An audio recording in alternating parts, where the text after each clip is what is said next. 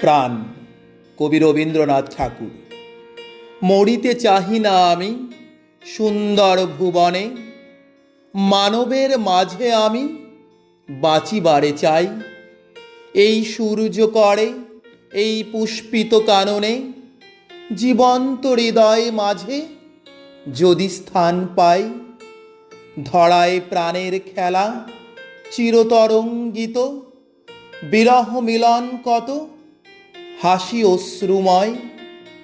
মানবের সুখে দুঃখে গাথিয়া সঙ্গীত, যদি গো রচিতে পারি অমর আলয়।